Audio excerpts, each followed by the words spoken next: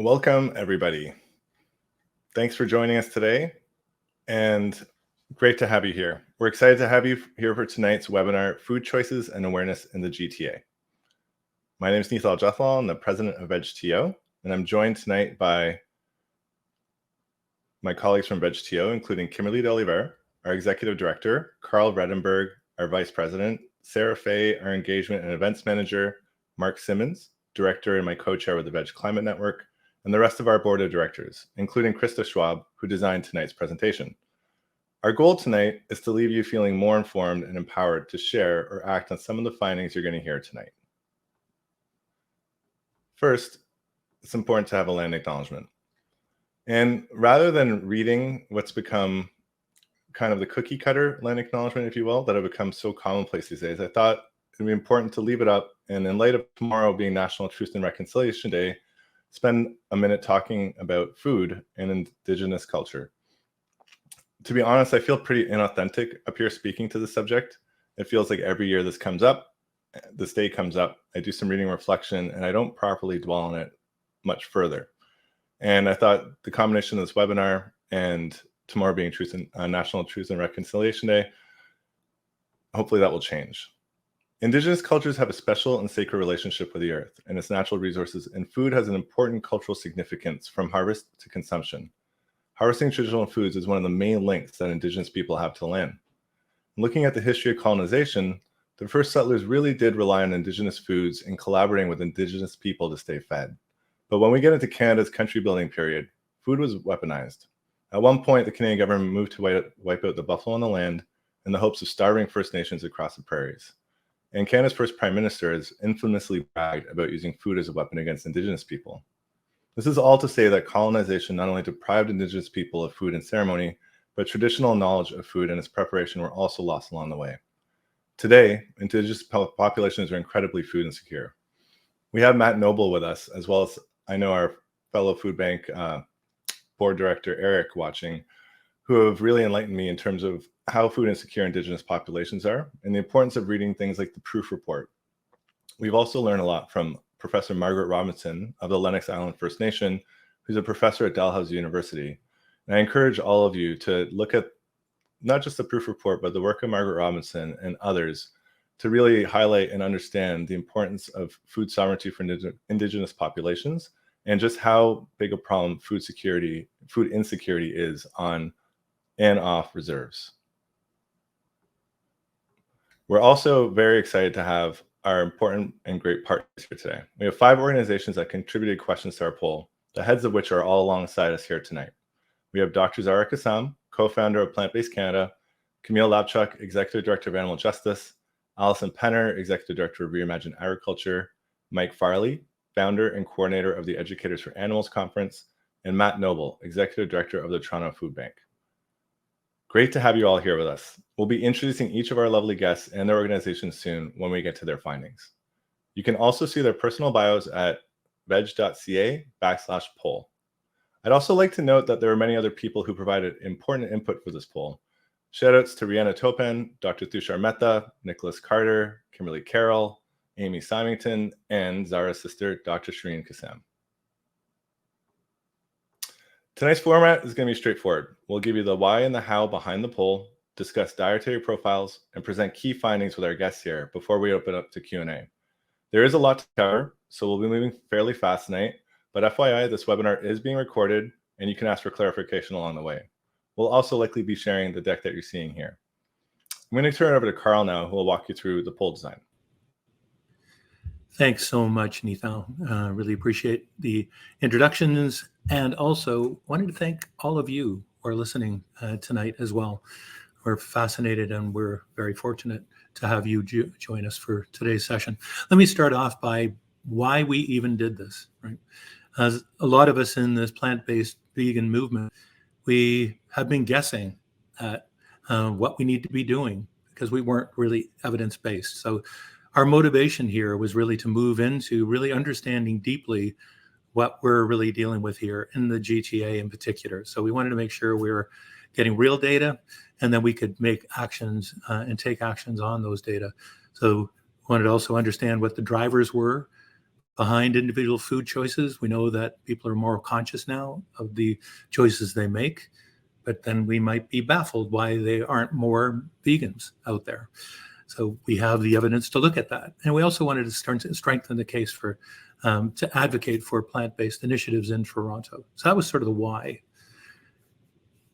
If we move on to the next chart, we wanted then to figure out how we could get these data, right?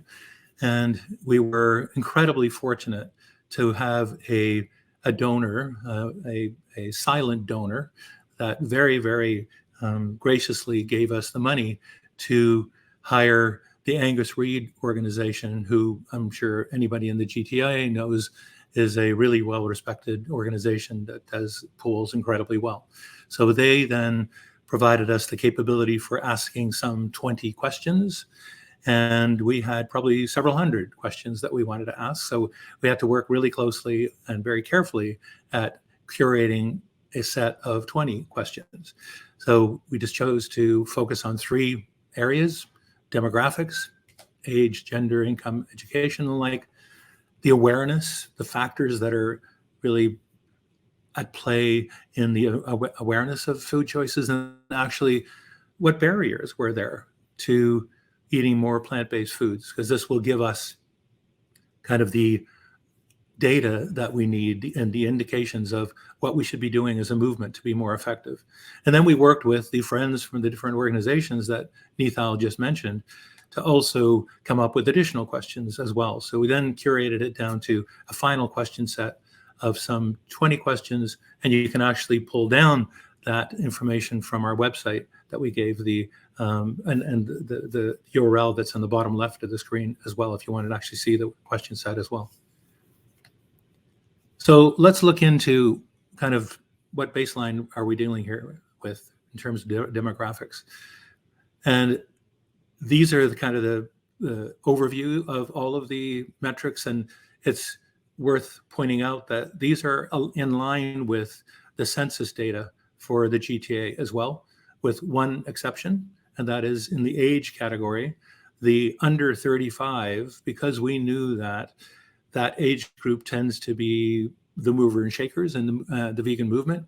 We wanted to oversample them, so we actually have the double of size of that population in our sample.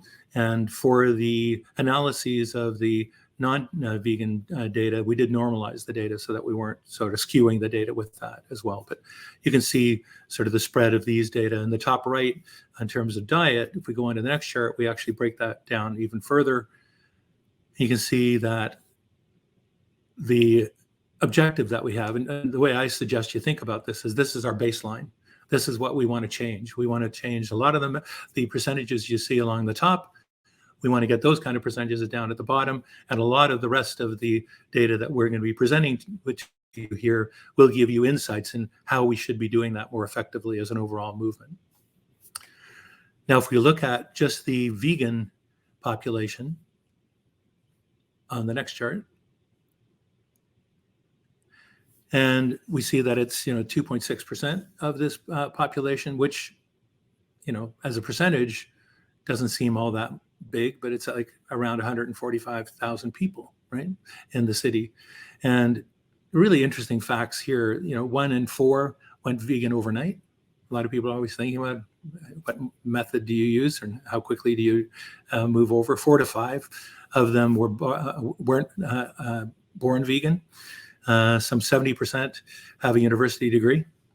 3/4 of them discuss their veganism openly, and some 70% of them consider themselves to be a vegan activists and identify as women.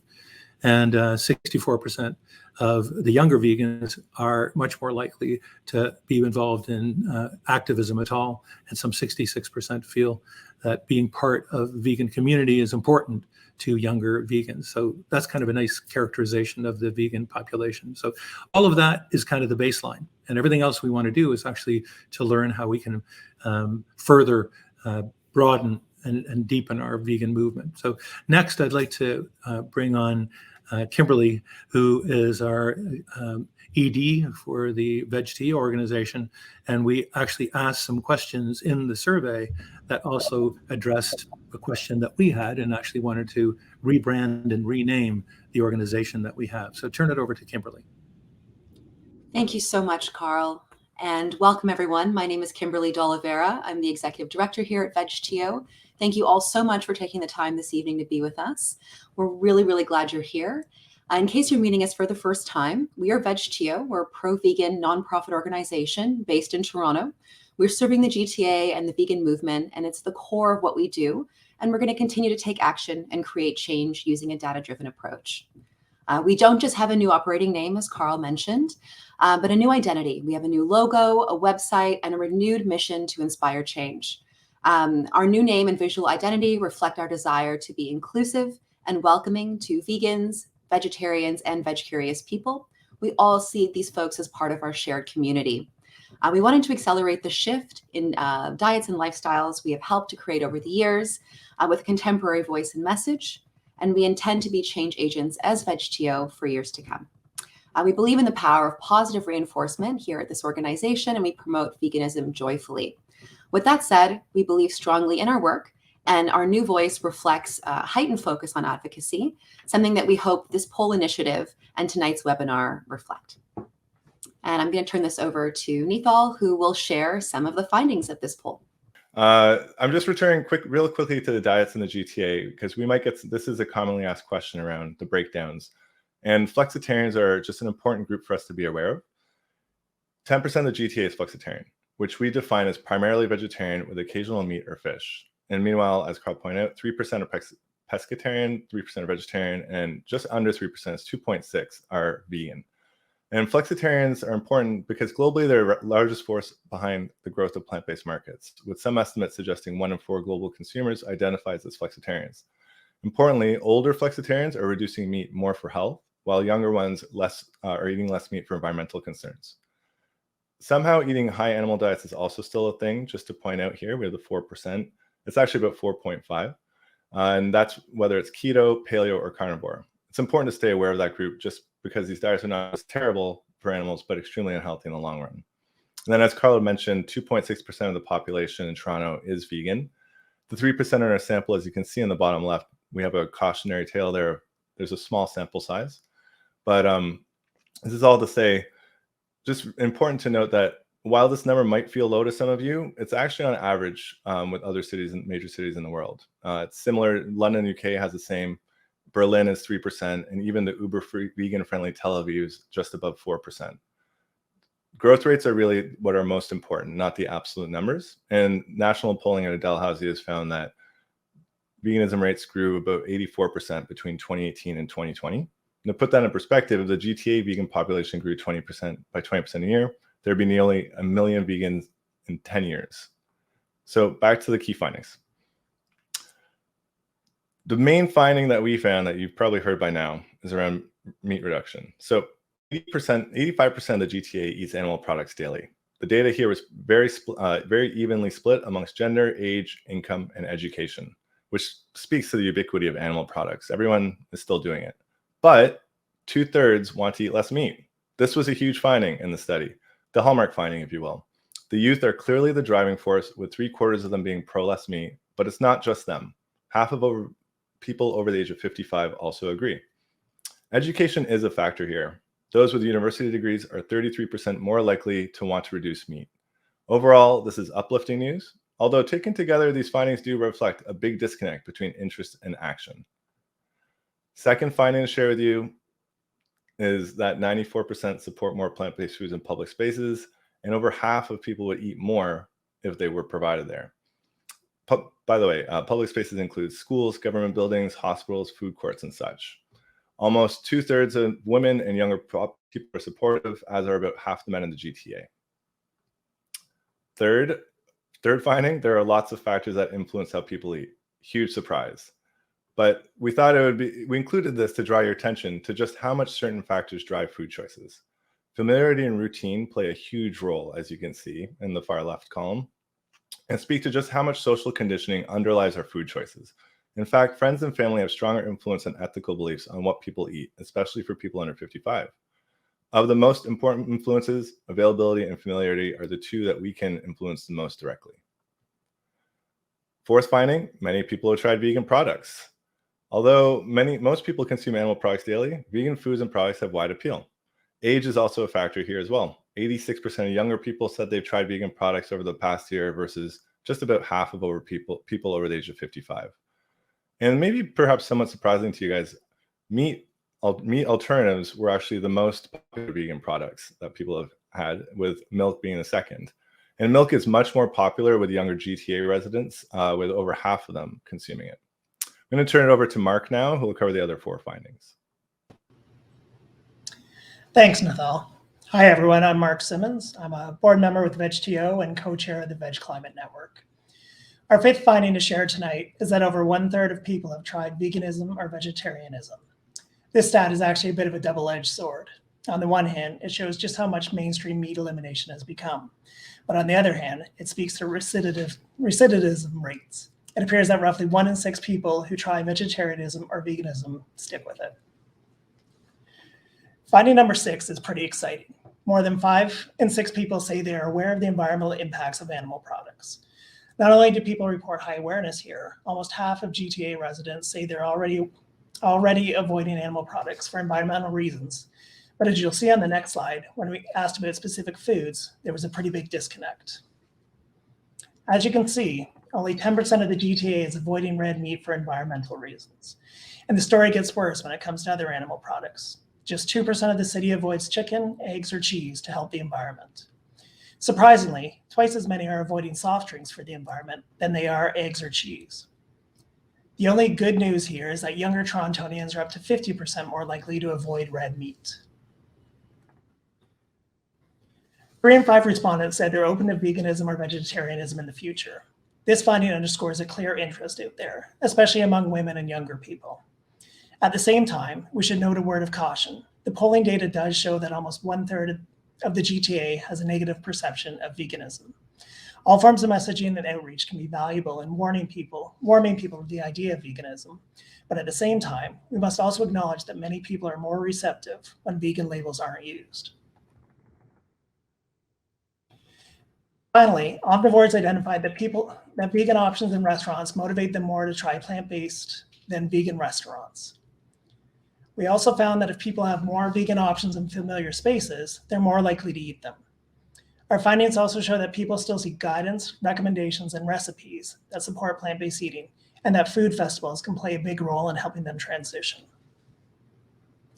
You can see more of our findings, including where people like to get their information and how often Torontonians eat out versus order in, on our website. And now I'll turn it back over to Nathal to introduce us to our partners' findings. Thanks, Mark. It's time to turn the floor over to our collaborating partners here. The first and largest area is on food and health. We consulted a strong range of health professionals for this poll, and with us tonight to represent them and Plant-Based Canada is Dr. Zara Kassam. Zara is a radiation oncologist, certified lifestyle medicine physician, an assistant professor at the University of Toronto, and the co-founder of Plant-Based Canada. And for those unaware, Zara is also part of a powerhouse vegan family. Welcome, Zara. It is lovely to have you here. Can you tell people a little bit about Plant-Based Canada and your work with health professionals before you dive into the health findings? Thank you, Nissan. Before I do that, I just want to say a big thank you to VegTO for this really important work. I know how much hard work has gone into it, and also to you, Natal, for spending time with me to go through the health findings. So Plant-Based Canada, I co-founded that with my beautiful friend Michelle Fideli, who's a registered dietitian. We both work in the same cancer centre, and we saw that there was a big gap in education and knowledge of the evidence-based benefits of plant-based nutrition for individual health and for planetary health. And we decided to form Plant-Based Canada with the mission of educating health professionals and the lay public as well, with events that were accessible. And I think, these findings definitely show that there is a need for this work to be done. Sounds good. Thank you. So I will be talking to 4 slides on health. I'm going to just run through the data, and I'll also speak to some evidence in the medical literature around that as well that we found very interesting. So this first slide is about what foods people avoid for health reasons. Interestingly, most people in this survey said that they avoid certain foods to make healthy choices. In fact, that was 89% of people. But when you look at the data, very few of those are related to meat products, and that's interesting and sobering. I've just mentioned the top ones first: added sugar and ultra-processed food. So that's great. 68% of people and 55% of people are avoiding these respectively.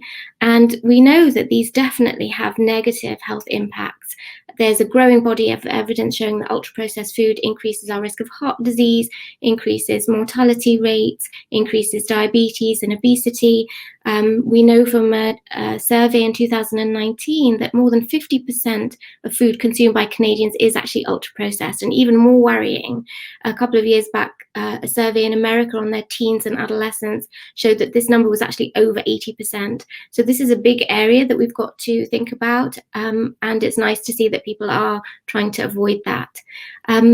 More sobering, though, if we look at the meat products, red meat, eggs, and chicken, only 16% of people are avoiding red meat. And, red meat is so awful with respect to health and, of course, other aspects as well. Red meat will increase your risk of heart disease. Heart disease and cancer are two top causes of premature death. It's a class 2 carcinogen. It's thought to probably cause bowel cancer. It's been linked to many other types of cancer, and it increases mortality rates, increases your risk of dying early. So the fact that only 16% of people are avoiding it for health is worrying. In terms of chicken and eggs, that's only 3%. And I think, that is the fault of the messaging. There's this thought that these products are healthy because when you compare them to red meat, they are a bit healthier. But chicken, for example, we have randomized control data to show that chicken is going to raise your bad cholesterol just as much as red meat. So again, heart disease is linked to cholesterol and saturated fat, and chicken is saturated fat and will put up your bad cholesterol. So people are just swapping their red meat for chicken in an unlimited way. And we have to improve our messaging there. We've seen studies linking it to high blood pressure as well, and cardiovascular disease and diabetes. And eggs, similarly, we have so many studies. The data is very muddied in the egg literature because a lot of the studies are industry funded. But if you look at the more recent analyses, you see again that increasing your intake of eggs will increase your risk of heart disease and dying early. And when you see these substitution analyses studies, which are just fantastic, where you substitute these products for plant proteins, you see the benefit. So again, these meat products have to be eaten in a small amount. We don't have to be 100% plant-based to be healthy, but we definitely have to keep the animal products low. When we look at other aspects in this graph, we can see that people are avoiding milk 20% and cheese 12%. It's interesting why there's a difference in that. I'd be interested to know why and break down why 20% of people are avoiding milk. We've talked about the fact that 70% of the global population is lactose intolerant, 90% in some populations, especially in our BIPOC population. So that may reflect some of that. We've had 2 studies in the last few years showing that the top cause of fatal anaphylaxis in children is dairy. Not peanuts, it's dairy. So, that's interesting. I'm interested to see, why that was, what the reasons behind that was. And of course, the dairy companies have done this incredibly successful marketing campaign that we all think we're going to crumble away without dairy and our teeth and bones are going to disintegrate. And that's absolutely not true. It took me a while to unlearn that as well. And I had to go back to the source literature there originally. Other foods that people are avoiding, soy foods. This is the myth that won't go away, that soy is bad for you, that we'll grow man boobs and it will affect our fertility and it will increase our risk of breast cancer. And all of that is untrue. We have so many studies, thousands and thousands of people in human studies that show that there are so many benefits for soy. So it's worrying that people are are not getting those benefits. We see reduction in different types of cancer, including breast cancer. I'm an oncologist, so I counsel my patients every day. My primary practice is treating people with breast cancer.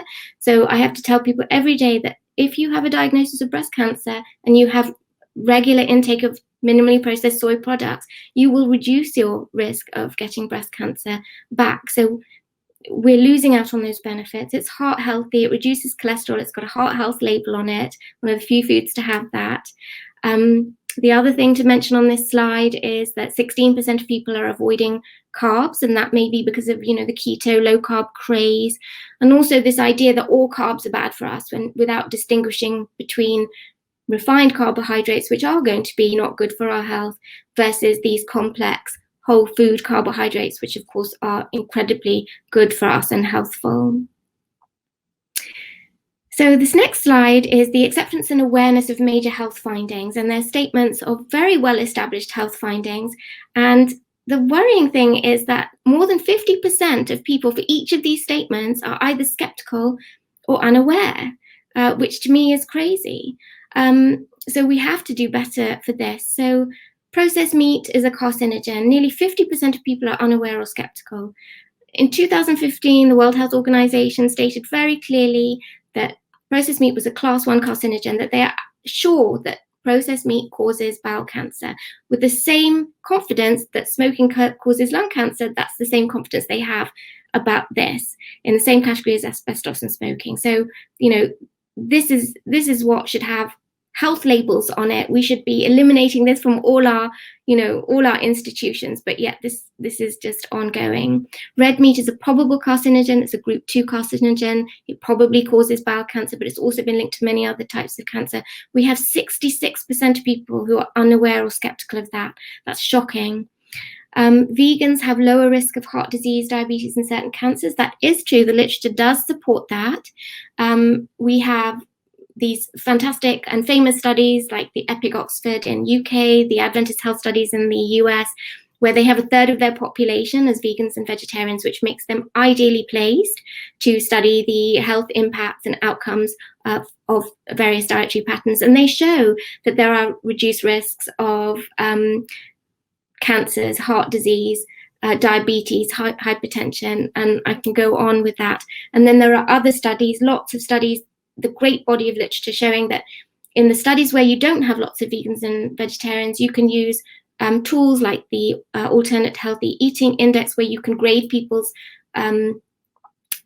foods, and these healthy index ratings, they give you more points for plant foods, less for the meat products and the ultra-processed foods, and you see consistently that people are doing better in terms of chronic disease and even reducing their mortality rates from these chronic diseases.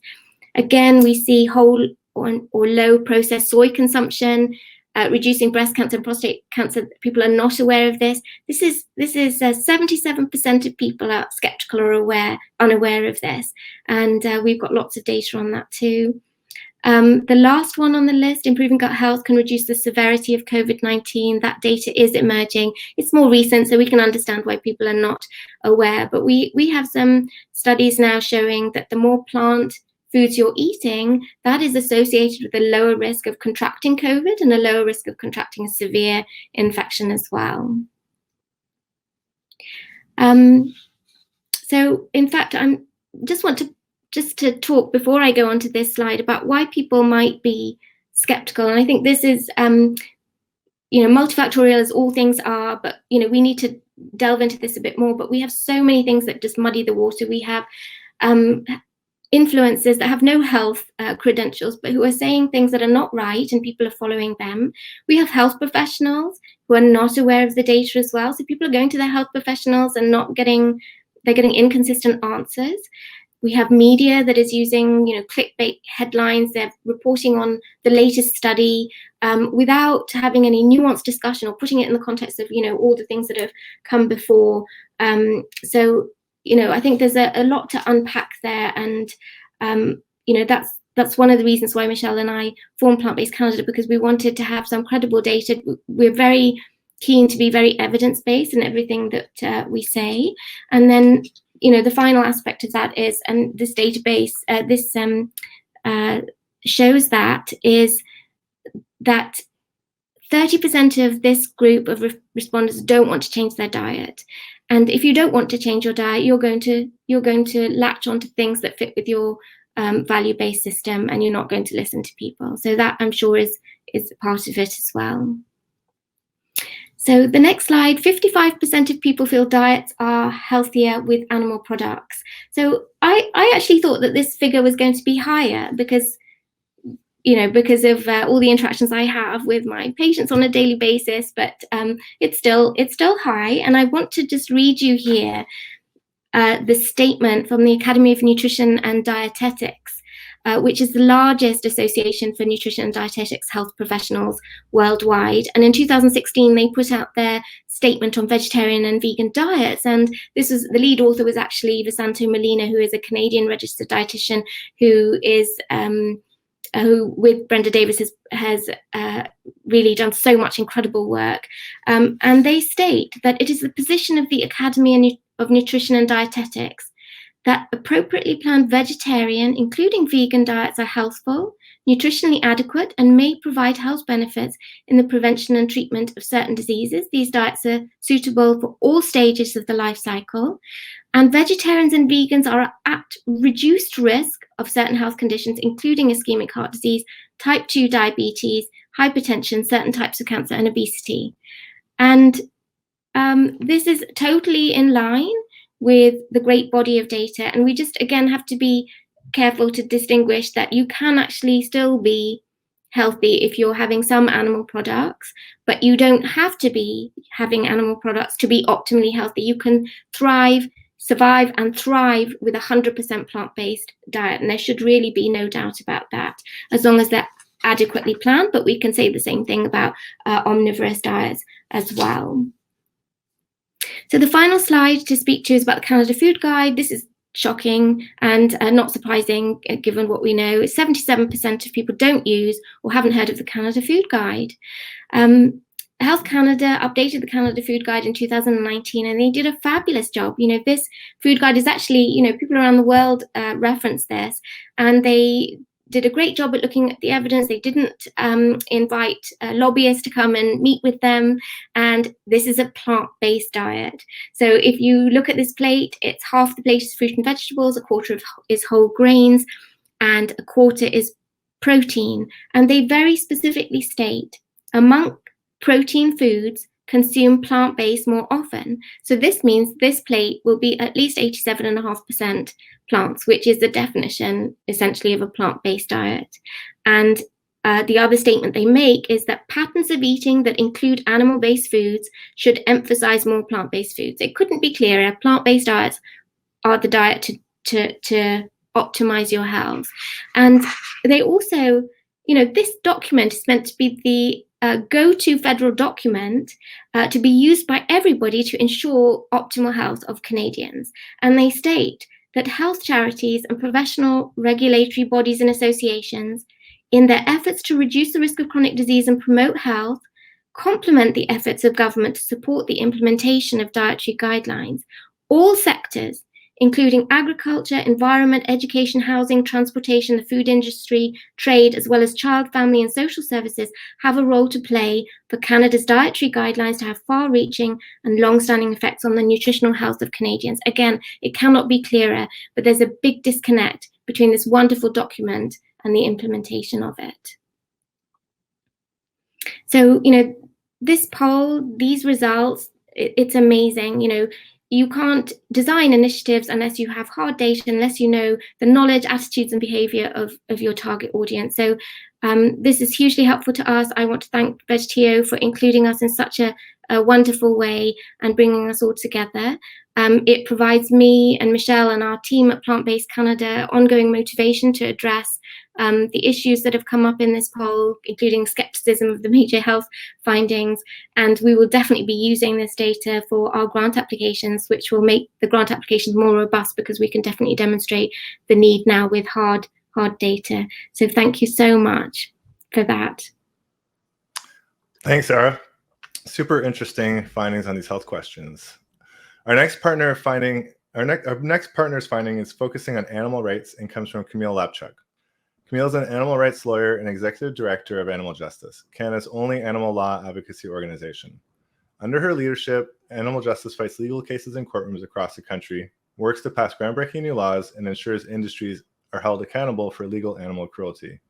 Welcome, Camille. It's great to have you here. Thanks so much, Nital. It's great to be here. Can you tell people a bit about Animal Justice, your question, and what the data revealed? Yeah, so Animal Justice is an animal law advocacy organization, and we work to do a few things. The number one thing that we do, and this is what our polling data reflects, is we work to improve the laws that are protecting animals in this country. A lot of people don't appreciate that Canada actually has some of the worst animal protection laws in the Western world. And that's particularly so when we're talking about animals that we eat for food. There's no provincial or federal animal welfare regulations governing how animals should be treated on farms. And what that means is industries are essentially free to make up their own rules and treat animals in ways that might be financially expedient for the industries, but result in massive animal suffering. And this could be things like intensive confinement practices. This could be things like mutilations. There's a whole host of abuses. So we work to improve those laws. We work to make sure animals have a voice in courtroom proceedings across the country. So we go to court and give them a voice. And we try to make sure the laws that are on the books are actually enforced.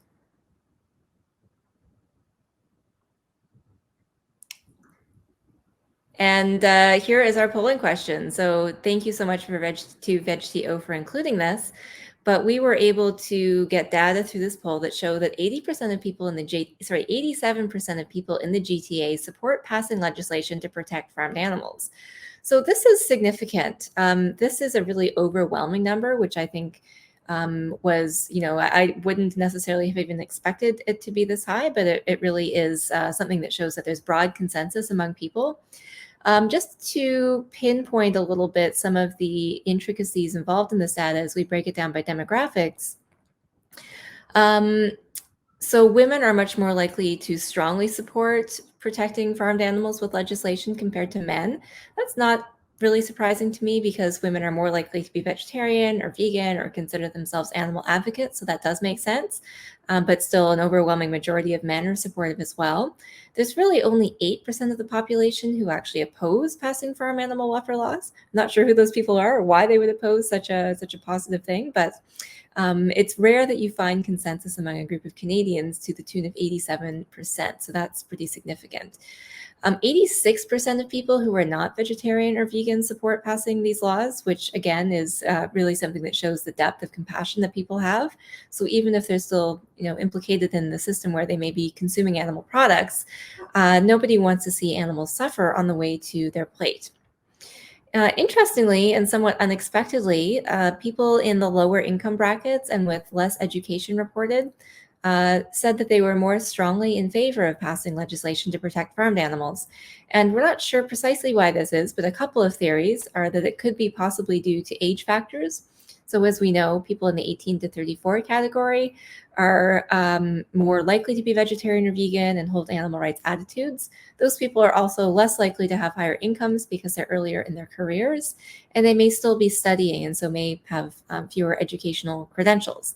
Another factor is it's possible that lower income and education could correspond to folks more likely to come from racialized communities or low-income communities, which are often communities that have themselves experienced marginalization and oppression and may be more likely to identify with what farmed animals experience.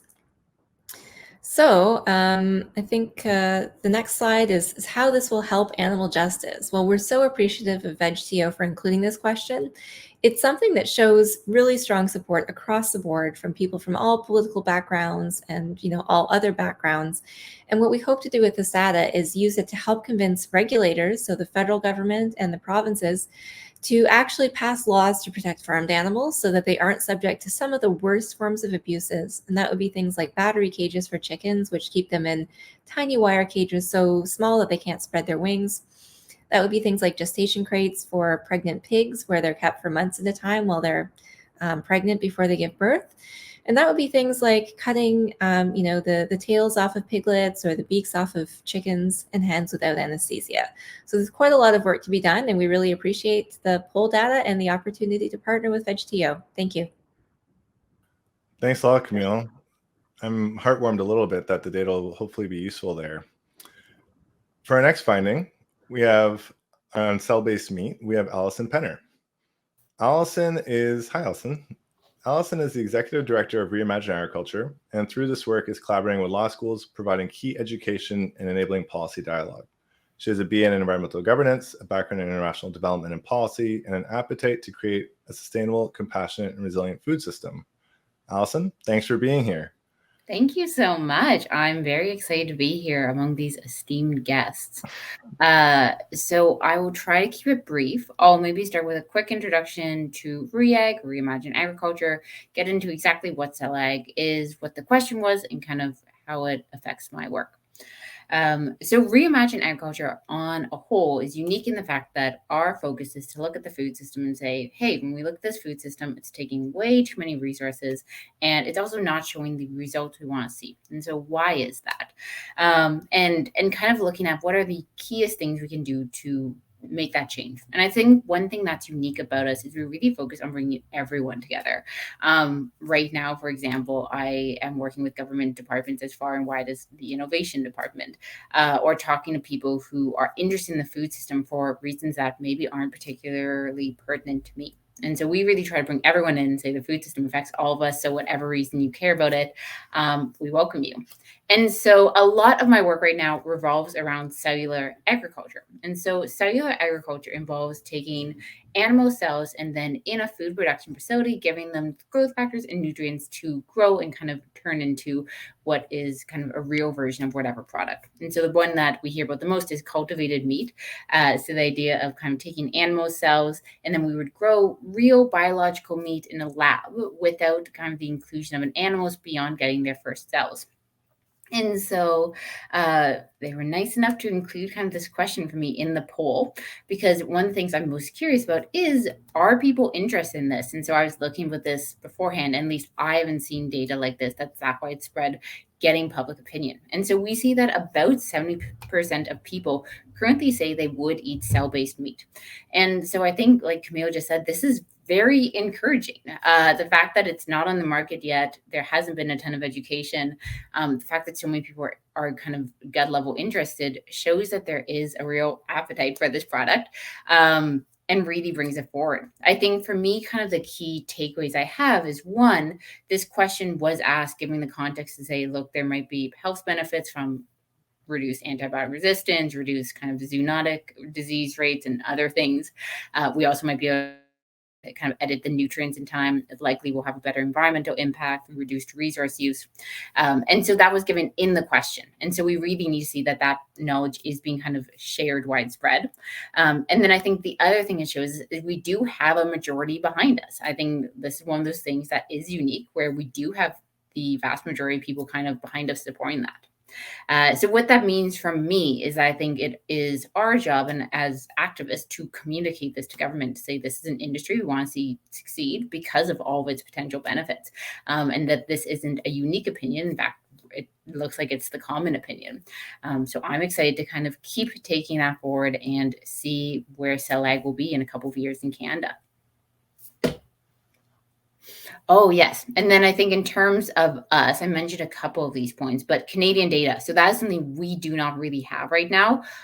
There's a couple of reports that have come out, but we don't have anything specifically looking at this public opinion kind of a widespread way. So it's super useful for lobbying. I think no MP will kind of act unless they feel like that there is kind of a gut level base behind them. And this is one people are really interested, whatever field they come from. We actually on this poll don't see vegetarians and vegans being particularly interested in eating it themselves. I don't think that's a huge issue. I think the industry will have lots of customers otherwise.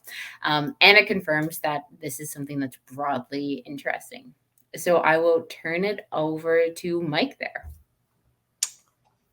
Thank you very much, Allison. It's great to see the data will be handy. And yeah, we're going to turn it over to Mike. I just want to introduce him really briefly. So Mike Farley is a seasoned educator who founded and continues to organize the annual Educators for Animals Conference, which brings together hundreds of educators from around the world who are incorporating animal protection into their school communities. Mike, it's great to have you here.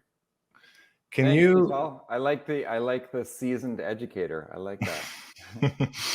Can you let those watching know a bit more about your work in the conference before you dive into your findings? Yeah, sure. So I've been teaching middle and high school geography for about 20 years in Toronto, but a few years ago, I became more interested in what was going on in terms of animal protection in schools, not only in Toronto, but then across Canada and then around the world. And the more I spoke to educators, the more I realized that there was a lot of folks doing a fantastic work in the area of animal protection, but many of them felt alone in the work they were doing. So that's why I decided to bring everybody together in 2021 for the inaugural conference. And then we did it again this past August, and we've had over 500 registrants for each year. Again, educators from around the world who are exploring these issues in some way, shape, or form with their school communities. You know, and in terms of the question, so my question is, you know, when I was in school or university, an educator taught me about animal welfare or animal agriculture. You know, and as the slide shows, almost a third of folks who responded said that they had learned about animal welfare, animal agriculture in some type of educational institution, whether it was kindergarten all the way up to post-secondary. You know, but if we drill down a little bit deeper into the data, we see that in terms of the age breakdown, 50% of the respondents age 18 to 34 said yes, while 31% of respondents age 35 to 54, and only 19% of the respondents age 55 and older said yes. So, you know, this shows that animal issues, at least in the GTA in Toronto, are being discussed more frequently, you know, over the past couple of decades. You know, and perhaps this is due to an increased awareness of animal suffering and also the connection between animal agriculture and the climate crisis and other similar pressing issues that are related to eating animals. You know, in terms of the geographic region, 41% of the Toronto respondents said yes, that they had some discussion about animal welfare or agriculture in their classrooms, while only about 24 to 35% of those respondents in the outer GTA regions said yes. So, you know, it's hard to tell exactly why that is, but it's possible that shows the discussions about animal issues and animal welfare are less prominent in the outer GTA regions. And, you know, perhaps this is due to a closer proximity to rural agricultural communities, but we'd have to explore that a little further to find out exactly why. And then also in terms of the educational level of the respondents, so 22% of the respondents with a high school diploma or less said yes. 31% of respondents with a college or trade school diploma or a partial university degree said yes, that they had been had some type of discussion about this, while 35% of respondents with at least one university degree responded yes. So, you know, this could be due simply to these people staying in school longer and thus having a greater chance of hearing about animal welfare or animal agriculture, or that perhaps that these issues are more frequently explored in post-secondary education. And, you know, in terms of how this is going to help us moving forward, both for the conference, but also for educators in general, you know, it shows that while things are improving, we still have a tremendous amount of work to do. So, you know, one thing we can do, and this data bears witness to this, is that we can put more focus on earlier grades in terms of introducing and exploring animal protection in school. And, you know, probably many of you who are on this call are aware of the recent study that came out of Oxford and Exeter universities that found that generally speciesism doesn't take root until middle school. And so, you know, in schools, especially in, you know, when we reach elementary, middle, and high school, we need to serve more plant-based food. We need to provide more alternatives to practices such as animal dissection and hatching programs. We need to promote field trips to animal sanctuaries as opposed to zoos and aquariums. And generally, we need to include and celebrate animals of all kinds throughout all of our curriculum. And, one way we can do this is by expanding the reach of the Educators for Animals Conference. Again, we had about, over 500 registrants in both 2021 and 2022, but, we need to increase this. We need to increase our scope, especially given the massive prevalence of big ag educational organizations like AgScape, which have a lot of funding and have a big reach into our school systems. So a lot of promising information from this question, but also a lot more work to be done. Thank you. Great. Thanks a lot, Mike. To present our final ally findings tonight, we have, last but not least, Matt Noble, who asked about food security. Matt here is the founder and executive director of the Toronto Vegetarian Food Bank, which has served over 340,000 meals worth of whole plant-based food groceries to people struggling with poverty and food insecurity. Matt's question was, have you worried about having enough money to buy groceries at any point in the last year? Matt, pleasure to have you here tonight. Maybe you can give us a quick overview of the Veg Food Bank and what the response to your question revealed. Yeah, so Toronto Vegetarian Food Bank has been around for about 8 years. It's been vegan the whole time, despite the name. We have some amazing registered dietitians and nutritionists who do volunteer consulting for people who are struggling with food insecurity to help them learn more about nutrition and plant-based diets. We started a veganic farm this year at Wishing Well Sanctuary. We're starting some plant-based cooking classes for veg-curious members of other food banks in the city, starting actually in October this year. And this data that we have here is a jumping off point to a new initiative we're going to be starting in 2023, which is going to be called Put Food Banks Out of Business. It's going to be a poverty reduction campaign. So our question was, have you worried about not having enough money to buy groceries at any point in the last year? So when you hear that 1 in 6 Canadian households are food insecure, or 5.8 million Canadians, 1.4 million of whom are children, our food is insecure. This is what we're talking about. We're talking about people worrying about running out of food or limiting food selections due to financial constraints. So under this broad umbrella of like food insecurity, these 5.8 million Canadians, the worrying is marginal food insecurity, but this also contains moderate and severe. Moderate is when people are compromising quality and quantity of food purchases because of lack of resources, money. And severe is when people are missing meals or going days without eating. So the answer to our question was that 1 in 6 out of our GTA resident respondents reported being worried about not having enough food, money for food in the year. This is really similar to the University of Toronto Proof Report's 2021 number for Ontario, which is also 1 in 6. But why is this interesting? So Proof actually reported that 1 in 6 was the number in 2019 before the pandemic, but it actually stayed at 1 in 6 through the worst of the pandemic, through 2020 and 2021. So our first reaction to this might be, oh, the CERB, the $2,000 that people were getting, it actually worked. Food insecurity stayed the same. However, at the same time, during the same period that our survey covered, food bank use in the GTA shot up at a record-breaking 50%. So many people might not know that in Ontario, people with disabilities only receive $1,227 a month in government support, and people on welfare, which is OW or Ontario Works, receive $733 a month. That's $733 for somebody to buy groceries, pay their rent. Obviously, you can't do it. A bachelor apartment in Toronto is at least $1,250. So this group, people relying on OW and ODSP, these make up a large percentage of the group of people who are severely food insecure, missing meals, not eating for days. And so this government support is so little that it traps people in poverty because it keeps them in a state of crisis, like physically, mentally, emotional. And people who were on ODSP and OW couldn't get CERB. So while everyone else was getting $2,000 a month, those on Ontario Works continue to receive $700 a month. There are many reasons that people end up on OW. They may have lost a job, can't find another job, can't qualify for employment insurance. They might just be a business owner who can't wrangle enough work.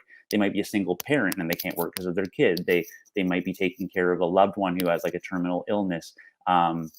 They could have just like gotten out of an abusive relationship and ended up at a shelter because they had nowhere else to go. They might have been rent evicted and then their life just fell apart because they lost their home, or they might just have really severe depression and just can't get out of bed sometime in the morning. And there's many other scenarios, but a lot of people can end up on OW for a variety of reasons. Now, for the 3 in 4 people before the pandemic who were food insecure but were not using food banks, these might have been people who were on EI or working multiple jobs to make ends meet, or on OW or ODSP, sorry, not OW, that's not enough at all, but ODSP who were maybe squeaking by. But because CERB was an emergency response, it wasn't really well targeted. So there were tons of people who got CERB who like really didn't need it to make ends meet. But at the same time, there were people who really, really did need it who couldn't access it. So broad food insecurity remained stagnant, but food bank use shot up in this period of our survey question. And a really important stat that we got out of our question was that in the GTA, Black and Indigenous respondents were twice as likely to be food insecure as their white counterparts. This is really similar to the proof report data that shows like how our oppressively low social assistance rates are essentially a fundamental part of structural racism that keeps racialized and marginalized communities in poverty. People who are moderately and severely food insecure on average require twice as much healthcare as a food secure person. And on top of that, people who are severely food insecure actually die 9 years earlier than someone who's food insecure. So starting in 2023, Toronto Vegetarian Food Bank is going to be rolling out an anti-poverty campaign aimed at bringing social assistance rates up to the poverty line in Ontario so that no one has to experience the deep poverty and degradation that exists today. Thanks. Thanks, Matt. I'm looking forward to the Put Food Banks Out of Business initiative. Let's do it. Let's do it. And thank you to the entire panel for all the great work you're doing and for being here tonight. The future of veganism in Toronto looks very bright. We are running about 5 to 6 minutes behind. I apologize. We're going to wrap up this webinar with 3 key takeaways to leave you with based on all the data you've heard and the opportunities that they present. For that, I'm going to turn it back over to Kimberly to run us through the first one. Thanks so much, Nithal, and thank you to all of the presenters and organizations and the incredible work that you're doing. So I get to share with you the first key takeaway tonight, and that is that Torontonians are interested in plant-based lifestyles, but need more help to transition. So this is great news, and this is where VegTO, this is where we come in as an organization. The majority of GTA residents want to eat less meat, they're interested in going vegan, and are already in many cases choosing vegan foods. Women and youth tend to be driving this trend. But there is a disconnect. Half of the GTA says they would try going vegetarian or vegan today, right now, if it was easier. But so many have tried in the past and few have kept going. We found that some people lapse and go back to eating animal products temporarily, but many more give it up entirely. The findings clearly show that people need help making it stick. We need to remember that to make the transition to a vegan diet tends to be gradual and imperfect for many, and that's okay. Few people are born vegan or few convert overnight like I did. Our survey, as well as many others, indicate that about 1 in 4 people make the choice to go vegan overnight. While VegTO continues to support people going fully vegan, we acknowledge that for most, reduction is the path to eventual elimination. We find that overnighters often make the choice for animals. So we will ensure that we continue encouraging folks that are motivated to go vegan for health reasons, which is still the most common reason people choose this lifestyle. We share with them more about animal welfare, and so they can make that choice for animals as well. So what are some of the critical opportunities that VegTO can implement that will have the most impact going forward? The majority of those we surveyed identified websites as their preferred information and resource for guidance. For this reason, not only have we modernized our website, www.veg.ca, but we are investing in our blog to provide helpful resources to those just getting started, as well as those looking for new inspiration. We have active social groups, we have a free monthly newsletter, and we post inspiring content regularly across socials. We are at Toronto Veg if you want to find us on Facebook and Instagram. A key finding for us at VegTO was the role the community plays for younger demographics. For this reason, we are launching the VegTO Network next month. It's a first of its kind social network built by a nonprofit. This will allow us to create a dedicated place where the community can come together, connect, share, learn, and try vegan, and hopefully stay vegan together.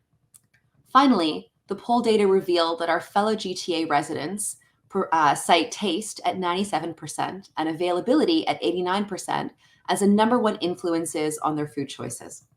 For this reason, we at VegTO are building the most comprehensive map-based guide of vegan and veg-friendly restaurants and businesses in the GTA region, and this will be launching soon on our website. The map will also highlight discounts offered through over 60 partners and counting.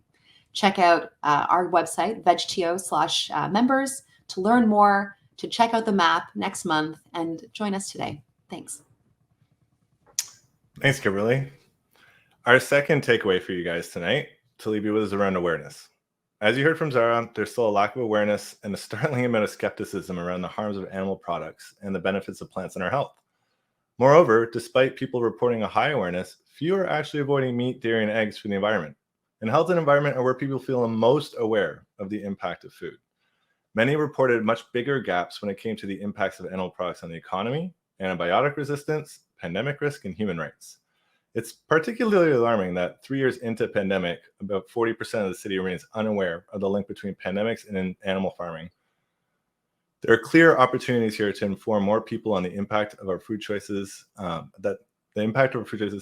and to amplify great research being done by other organizations in some of these areas. On human rights and food, for example, the Food Empowerment Project, Agricultural Fairness Alliance, and Synergia Animal International all cover the impacts of food on other humans and the environmental racism embedded throughout our food system. And many vegans and vegetarians are unaware of these issues too. There's also a lot of opportunity in activating other people to get more involved, which brings us to our final takeaway for Mark to cover. Thanks, Nathal. Our final takeaway is the biggest theme that emerged from this poll: the importance of making plant-based foods more available. This is a key area of focus for our Veg Climate Network team, which is working to increase plant-based foods throughout C40 cities, starting with Toronto. Currently, we're focused on public spaces and on schools. To get plant-based foods more available throughout the city, we're collaborating with many other advocates, including the Plant-Based Cities and Plant-Based Treaty Teams, Climate Save, the Canadian University Initiative, Humane Society International, Meatless Mondays, and the Better Food Foundation. We'll also soon be sharing a proposal we recently submitted to Toronto City Council to increase Toronto's plant-based food procurement. So be sure to check our poll webpage for that. We're also partnering with the International Vegetarian Union and leading a global group of vegan organizations in C40 cities on plant-based action. There are many opportunities to incentivize change here, including lobbying the city to honor its plant-based commitment as a global food city, raising awareness of food's environmental impact with climate activists, and others in the GTA, most of whom still don't appreciate the extent to which the city is underestimating emissions from food, and pushing for schools, school boards, and other institutions and organizations to adopt Greener by Default guidelines. For those of you not familiar, Greener by Default is a program that makes plant-based foods the default choice for menus, while still giving diners the choice to choose a meat or dairy option. Just making plant foods the default menu choice can greatly increase how much is chosen, reducing emissions and costs and improving health. The concept originated in Europe and was brought to North America by Farm Forward and the Better Food Foundation, two sister not-for-profits. It's based on 3 principles to increase plant-based food consumption: make it easy, make it simple, and make it abundant. And here's a fun fact. Mike, who you heard from earlier, moved his high school, the University of Toronto Schools, to adopt Greener by Default in 2018, which has greatly increased their plant-based food consumption. Back to you, Nathal. And kudos again to you, Mike, for getting that going at UTS. So we're about to wrap up. Hopefully this evening has shown you some useful data, giving you an idea of how you might be able to advance veganism or plant-based lifestyles around you. For starters, you can work to move your organization more plant-based by proposing they adopt Greener by Default, which Mark just walked you through. And we're here and we're happy to help you with your pitch. You can also join our Veg Climate Network. We're working currently on a global blitz to vegan organizations across the world in advance of next month's Mayor Summit. We're also seeking a school to partner with us in Climate Refarm, which is a nonprofit that uses carbon crediting to reward food providers for moving plant-based. And we'll be working on calls to action and incentivizing local restaurants to offer more plant-based dishes. Remember, making it easier for people to eat plants is the quickest way we can impact change. For those who may be meeting us or any of our allies here tonight for the first time, please consider donating and supporting us all. Your support makes everything possible. And finally, what's next? This webinar was just the start of us sharing our polling data. We'd still like to engage key stakeholders, especially environmental or health organizations and agencies, through targeted reports and to ramp up our media coverage through some press releases. A huge thanks to Anita Kreintz and the Plant-Based Treaty team for their help on this. As you heard from Kimberly, we'll also be launching a community network. And finally, Mark, myself, and the BCN team will continue to grow the network and our collaboration in getting more plant-based foods, not just throughout Toronto, but all C40 cities. Some fun news that we received earlier today is that the Indian Vegan Society would like to join our global group. And with that, we can move on to the Q&A. All right. Thanks so much, Nithal, and thanks so much for all of the great presentations and data. The comments thus far from the Facebook Live feed are congratulatory to all of you for the amazing presentations you've given. So now, those of you who are listening, it's now your turn to ask questions of our panelists, and please ask them in the Facebook Live feed, and you can then pop up a question to ask the team here, and that will display here as well. So Cheryl asked the question, why a small sample size? Was this by design? I think this was in response to the chart talking about the vegan, the number of vegans and the details with regard to the characteristics of that population. And I think we made the point that that was a small sample size because the number of vegans is actually fairly small when you start to look at some of the data here. But I don't know, Nithal, if you have any further comments on that. No, that's absolutely right. Unfortunately, even with a big sample size of 1,000, that's what you're going to get with 3%. But this is the first poll we run, and there will be more data down the road. So we will be looking to build it, and we'll get more confident in being able to reach stronger conclusions. Very good. So do ask your questions in the Facebook Live. If you have any questions, we will see them here. While we're waiting for additional questions to come in, let me also just ask the panelists, and maybe starting with Kimberly, when we talked about, hey, you could really support the efforts of the organizations that we have here. We know that this entire poll was possible only because we actually had somebody providing money to us to be able to actually put this on. We're all nonprofit organizations. Maybe Kimberly, you can talk a little bit about kind of what we have going at VegTO and how people can contribute to that. Yes, Carl, absolutely. We are a nonprofit. We're also a registered charity here at VegTO. And the same anonymous donor that helped us make this poll possible is offering everyone here this evening the opportunity to have their donations matched. You can go ahead and visit us at veg.ca/donate and check out the options there for making a donation. Any donation you can make does count, and those dollars will be matched by the donor.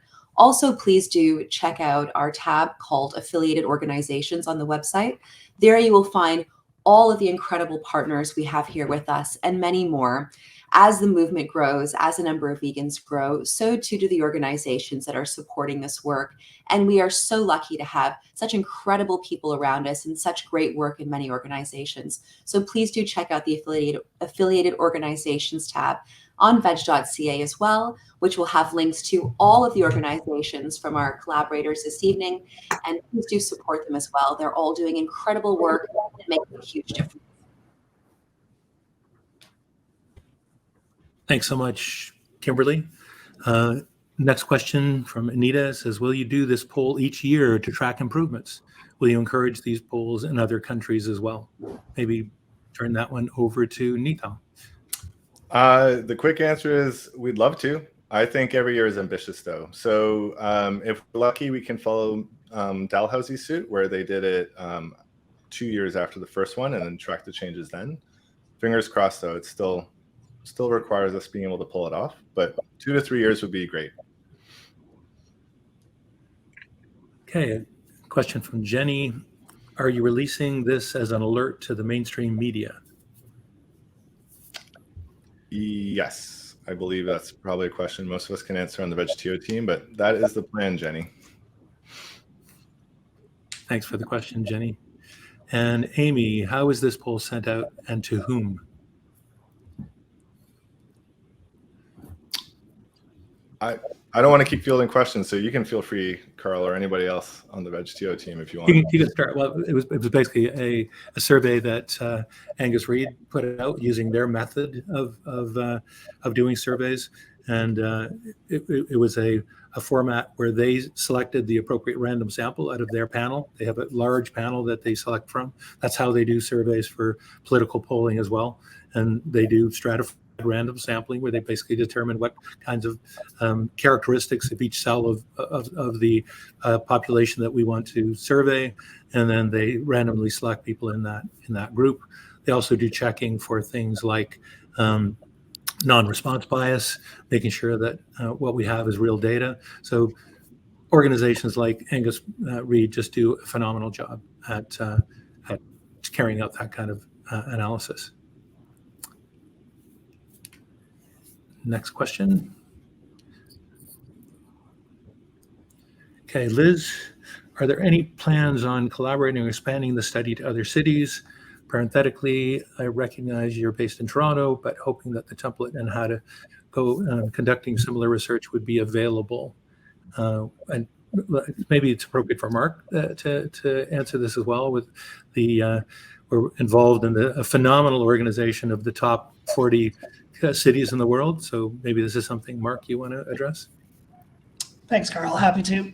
So I would say we haven't talked about that in any kind of detail, but it's certainly a formula that can be easily replicated by others. And I think that's part of VegTO and the Veg Climate Network's mission, is to make this kind of information available to others in the approach. So I think it's a great suggestion and something we'll definitely consider. And I think it's a great opportunity for us.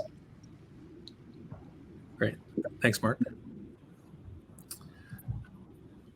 So Francesco, question. I currently am implementing vegan education to most of my work and voluntary activities, but when it comes to schools and the TDSB, a principal told me dairy is a national recommendation. How do we bypass this? Is something that, Mike, you want to address?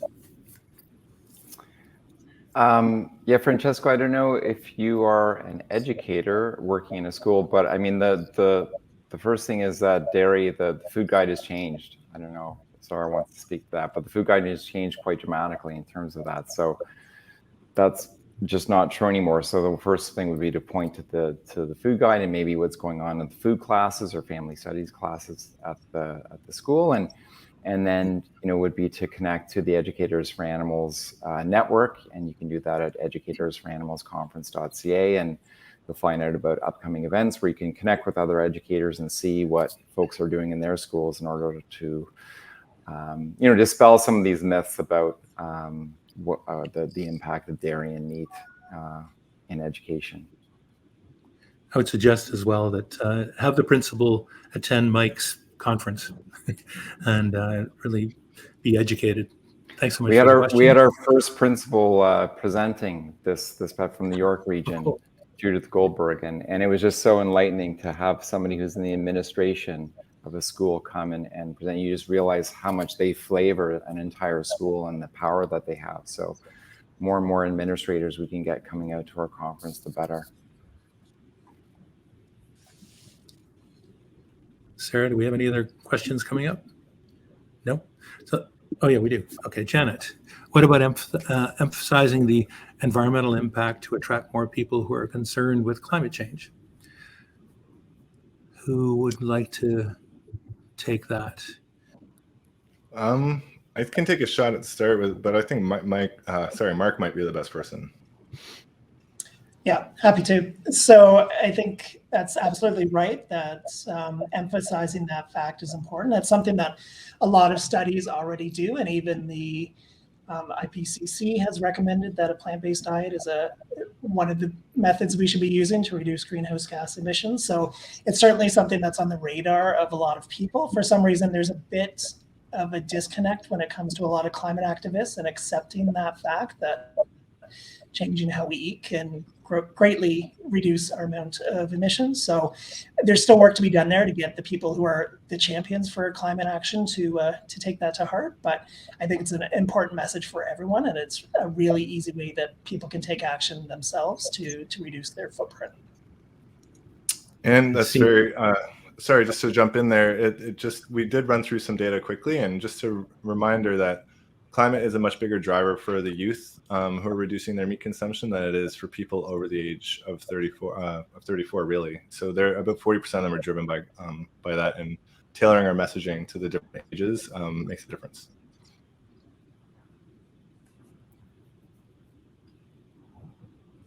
Okay, Liz asked another question. In future surveys, are there plans to include data on consumer behavior, such as how often people eat out at vegan restaurants? I imagine that data, if possible, if positive, may be useful to new businesses when creating their proposals and plans, hence more vegan food. Let's see, who would like to handle that one? Just show of hands, maybe. I think we will actually be collecting more input for the next survey that we do as well. There's just, when I talked about the construction of the survey, and we had 20 questions, and we probably had hundreds to begin with. There's so many questions that we can still ask, and I think this survey really reinforced the power of data, and especially when done right, and using a methodology like we used here. So I think the success of this effort will lead to additional polling that we'll do like this as well. And then we can use the data effectively in a variety of the kind of fora that we would like to use. I just wanted to quickly say that I think we do have that answer, specifically to that question about folks eating out of restaurants. And Nicole, I think we were chatting about that one the other day. Wasn't it something around like 66% eat out of restaurants regularly? I think we do have that statistic. It was built into another question. Perhaps we can go through some other questions, and we'll find that result and include it in the chat for you.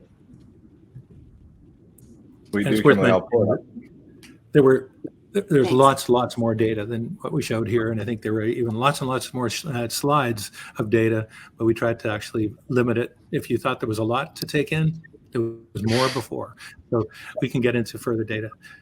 Okay, what are your thoughts and plans around addressing perceived and real costs of eating plant-based? Public offerings are important, but more important for social and health equity is how this is available for everyday cooking, not those who can afford to eat out and not processed foods. Try to process that a little bit. I don't know, Matt, you want to take that one? What are the thoughts and plans around addressing perceived and real costs of eating plant-based? So I take that as kind of the kind of asking about like the question of, is it really more expensive to eat plant-based? I don't know, Neil, do you want to tackle that? I mean, we just at Veg Food Bank, we try to dispel that a lot, because a lot of the healthiest, I mean, for the most part, most foods, like 3/4 of the food guide is just, doesn't matter what your diet is, those 3/4, like everyone's eating those, right? It's really when you get to that protein section. And I think that Neithel would probably know, but I think plant-based like faux meats are still more expensive, but all the healthiest whole food plant-based proteins are actually cheaper. So there are actually people who like clients of the food bank who we talk to who are like accidentally like vegetarian because they're trying to actually eat the cheapest foods, and they just like happen to be not eating meat because they can't afford it. Excellent answer, Matt. Accidental vegetarian or vegan is something that I always like. I love it. It's like the perfect merge there. And Matt's right. It's hard to keep track sometimes. Impossible and Beyond are obviously the two biggest plant-based meat companies, and Impossible has been slashing its prices pretty consistently. They recently did a 2.0 and changed some of their ingredients, but to Matt's point, the whole foods are very much cheaper. There was research from Oxford University, I believe, that came out last year that revealed that in high-income countries, at least, like the US and the UK, vegan and vegetarian diets can actually reduce your food bill cost by 1/3. And it also found that flexitarian diets can have an impact on costs as well. So once you focus on the whole foods, it's definitely much cheaper. And we can add there that there's also data showing that people who are eating plant-based foods and more healthily are reducing their health costs as well. So that's that separate layer as well. And there are tips to help people eat within their budget, but unfortunately, the lower you go on income, the higher percentage of your budget will go on food. I mean, that's unavoidable, but there are ways to buy in bulk, to buy frozen vegetables, etc. And there's lots out there on the internet that you can look up for that too. And Mark actually mentioned the proposal we submitted to City Council. That was one of the points we highlighted, that the city can reduce its costs. Vancouver, which passed that proposal last year unanimously, Humane Society did a study in consultation with a third party that found that they would reduce their cost by $100,000 that year.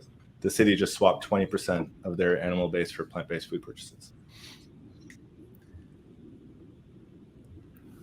What are some of the first steps going forward that all the organizations you're considering to do with this information? And as a community, how can we support you, is the question from Leslie. Who would like to go first? Maybe Camille. We haven't heard from Camille. Thank you, Carl. Well, I would say one common theme in terms of all the work that we want to do is it involves getting active and being an advocate for these issues, whichever one inspires you the most, whether it be health or animals or food security. And one thing I always really encourage people to do is start building relationships with your political representatives, because these are the folks who have the political power to implement decisions that affect people's food choices and affect animals and affect the climate. So this doesn't have to be a big, scary thing. I know it sounds like that when you first start to think about having a meeting with, say, a member of parliament or an MPP or even a city councillor or a school board trustee. But the reality is they're just humans. They're just like us. And you are coming to this meeting and this issue with far more knowledge about the topic than they are.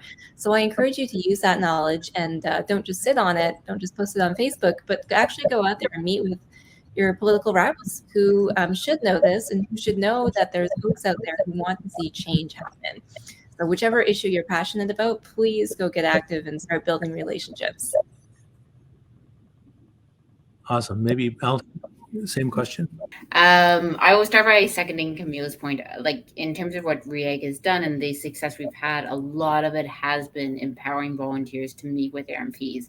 Like, MPs are incredibly receptive to someone who shows up, who is in good faith, who has some evidence behind them, and who really wants to be engaged. They are often kind of craving these meetings with their community. And so we've had, even with people who I would be surprised that they have signed on, have had incredible conversations. So I'll start there. I think the thing that's probably true for all of us is donations. I think for many organizations that are in this nonprofit space, it can be hard to find these grants. And so if you're able, that's always a great way to support. As well, volunteers, at least for my organization, that's how we've gotten a lot of where we've gotten, is having people who have expertise in a particular area you can support. And so if you have time to do that, I think it's a great way to remind yourself why you're interested in this cause, to feel involved, and then also to feel like you're kind of collaborating and making a difference. So to echo Camille's point, I think whatever part of this is motivating to you, reaching out to that group and seeing kind of what they need. Excellent. Same question, Zara, just to make sure we go around to each team. Thank you. So I echo what everybody else has said. Of course, donations would really help us too. Coming to our conferences, networking, meeting with other people at our conferences. We're hoping to have our next conference in May next year. And there was such a lot of buzz when we had our in-person conference, and because community is so important.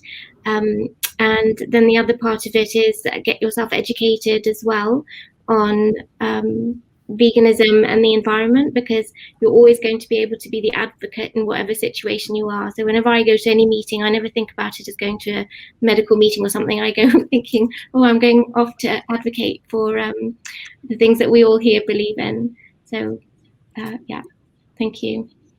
Excellent. Matt? Well, I just had a thought actually, following on what Camille was saying about like meeting up with your politicians and getting politically active. Animal Justice actually has the Animal Justice Academy, which is really super cool. I think it's animaljusticeacademy.ca or animaljusticeacademy.com, which has a bunch of awesome lessons for people to get educated on from health to environment to anything basically. Tons of amazing modules there. And then there's a great community that gets together and like figures out how to like approach politicians and really tackle a lot of big issues. In terms of the food bank, we have the farm. I know a lot of people are into farming. People can volunteer at the food bank. Obviously, donations are great, and just keep following us for updates. And you can reach us at tovegfoodbank@gmail.com. Yeah, come farm with us, come veganic farm with us, come to the food bank, and then in the new year, keep an eye out for put food banks out of business, because that's actually going to be a political campaign too. So we could use a lot of help with that. I love that line, Matt. Thanks for that. And last but not least, Mike? I would say, if you're involved in some school community in any way, shape, or form, would be to dip your big toe into the world of animal protection. And I think there's a large anticipatory fear about what's going to happen for educators in the classroom, for administrators, for students, for parents, that the sky is going to fall if you start bringing up these topics. And my experience in talking to so many educators, not only in the GTA in Toronto, but across Canada, is that has not been the case. Actually, there's a tremendous receptivity to this. So please join our network. And there are countless amazing educators working all the way from pre-K to post-secondary here in Toronto and the GTA who have quite a bit of experience and can offer support to you if you are thinking of including talking about these issues with your school community. Thanks. Thanks so much, Mike. And Sarah, let's just do that last question from Irene. And let me ask Nithal to answer this, because we did actually collect data on this, and this is relevant to all of us. Any data or thoughts on using the term veganism versus plant-based when discussing this with others, given the negative connotation that people have of the word veganism? We did study that. It led to the naming that we put in place for VegTO. So maybe you can just answer this question and then wrap it up for us. Sure. I mean, that's absolutely, this is the reason why we asked, Irene, is that I think most of us here recognize that we often opt for plant-based when we're trying to have a softer approach.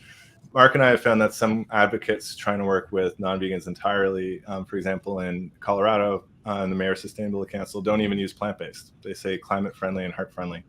But yeah, the perceptions that we found were roughly a third of people have a negative perception there. And we actually wanted to know that. That's why we asked that question, leaving veganism in, and asked on both sides. And it was under that amount on the negative side. Unfortunately, on the positive side, it was in the high 20s.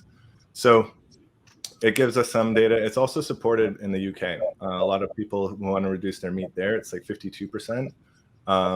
Don't like the term vegan. And so that was why we included it. We started to hear this from other polls, and we're like, well, what do people in Toronto think? And now we know. So sorry, add very quickly that Google's put out some information on what people are searching for. And our poll found that over 70% of Torontonians had tried plant-based options in the last year. And that bears out in terms of search results. Folks are searching for, vegan cheese or vegan, meat substitutes, things like that. They're not really searching plant-based. So hopefully some of that bias is shifting. And certainly, on many fronts, we're seeing that the term vegan is being used, and we're choosing to go with that as well. Yeah. Thanks so much, Kimberly. It is an interesting question. Sorry, Carl? I was just going to say, just say what you're going to say, and then I'll turn it to you to wrap it up. Sure. Well, just to Irene's point, like we played with this a little bit in terms of knowing this finding, do you try and raise the profile of veganism and speak to it more joyfully and positively and bring people in, or do you go with plant-based and avoid putting them off altogether? And I think that's a fine line we all realize we have to walk ourselves and kind of pick our spots. But it does work for us better in advocacy to use plant-based or even not. And then when we really want to embrace a positive element, we go with vegan. And on just real quickly, Carl, we had that question that Kimberly mentioned. I forget who asked it though, but it was 61%. I don't know if that was the exact number you put out, Kimberly, but you nailed it. That eat out at restaurants. So, and that's all restaurants, so not just vegan restaurants. All right. Well, I think we're at time. Thank you very much, everybody who joined us, and to all of our panelists for your amazing discussions of the findings. We are very grateful, both to our anonymous donor for funding this study and to all of you for helping us collaborate and contribute on it. And we hope that we get to do this again in a couple of years. Thanks so much, everyone. Thank you so much. Thanks for having us. Thank you.